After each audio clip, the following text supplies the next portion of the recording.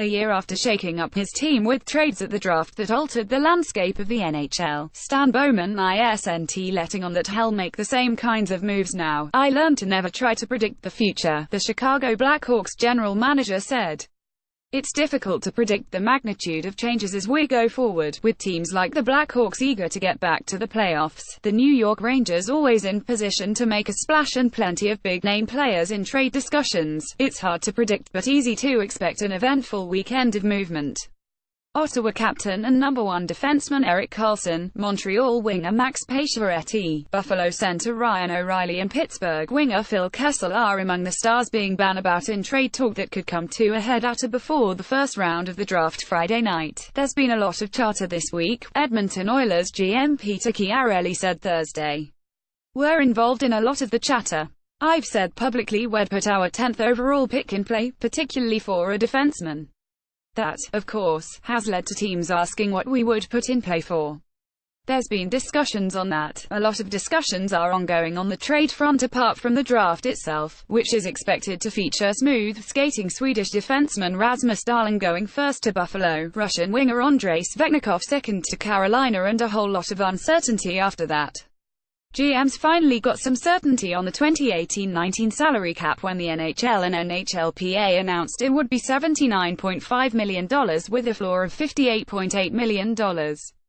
As Bowman said, the $4.5 million increase is better than it staying flat, and it gives teams more room to maneuver on re-signing players or exchanging them.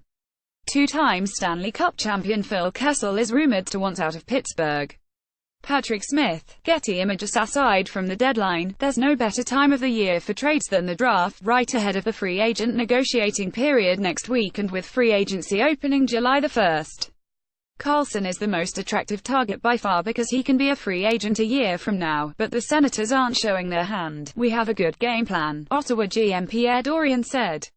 "We aren't going to talk publicly about specific players, i.e., Mark Stone, Cody Ceci, Chris Weidman, Erik Karlsson." Florida's Dale Talon said he had spoken to about a dozen fellow GMs and is hearing mostly talk about so-called hockey trades that are neither buying nor selling moves. Because players like O'Reilly and Kessel have many years left on their contracts, they're more complicated moves. Most of those big names are tied up for a long time, Talon said. "I haven't heard a lot about big names. It's mostly deals that fill needs for teams, either a stay-at-home defenseman or a third-line or a fourth-line guy or a specialty player of some sort. Somebody's trying to shake things up." Shake things up sounds like the Rangers in most years, though they've gone into rebuilding mode after a fire sale at the trade deadline.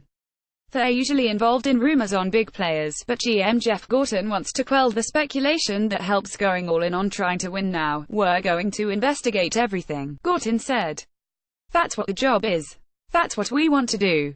If there is an opportunity to get a player and the price wasn't too high, then we're going to look at it. But for anybody that would be skeptical of a rebuild, all you have to do is look at the last several months and over the trade deadline some of the things we've done. I think it's pretty obvious that we're trying to accumulate young players and assets and trying to get better and going to give these players an opportunity.